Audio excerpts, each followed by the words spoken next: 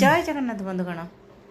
प्रथमे तो मुझे समस्त नवरात्रि ढेर सारा शुभेच्छा और शुभकामना जनाई चाहिए।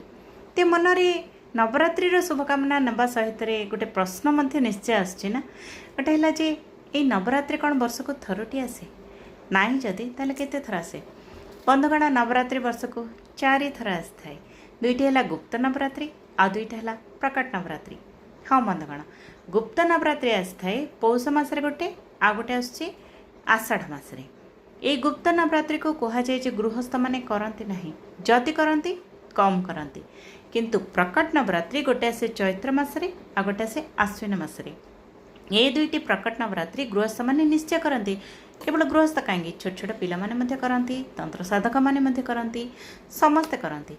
तेज चलते आज कथा बा नवरात्रि महत्व विषय जे ये जो चैत्र मासरे गोटे जो नवरात्रि आसला सृष्टिर प्रारंभ आम विश्वास करूँ चैत्र मासरे सृष्टिर आरंभ होता।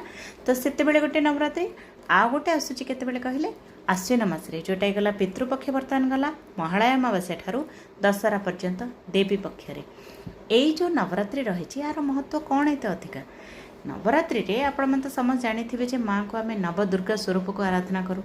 माँ 9टी रूप आमको दर्शन दियंती। तेज रात्रि रे कहीं नवदिनात्मक पूजा को नवरात्रि पूजा बोली कहीं कह जाए, रात्रिर महत्व कहीं अधिका। यही प्रश्नर उत्तर खोजापी आमको से तथ्य जाना पड़ो जे राति समय दुष्ट शक्ति माने जागृत हो जाते। दुष्ट शक्ति माने जहाँ असुर माने भूत प्रेत पिशाच नकारात्मक ऊर्जा जहाँ भितर भरी रही कह जाए सूर्य होती सकल सृष्टिर आधार, सकल शक्तिर आधार। जितेबाला सूर्य अस्त हो जाते ना से नकारात्मक शक्ति गुड़ाक ऑटोमेटिक से सब जागृत हो जाती। तेरे माँ कहते जितेबाला नकारात्मकतार उद्रेक होचे से मु आसूची। जितेबाला मो पिला माने डरुचंती जे से तंत्र साधना हो कि भूत प्रेत पिशाच हो कि किसी नकारात्मक दुष्ट शक्ति हो तांको कबलित करदेवे ना से मु मोर सकारात्मकतार सहित आसूची। माँ से रात्रि समय निजको जागृत कर दौरान।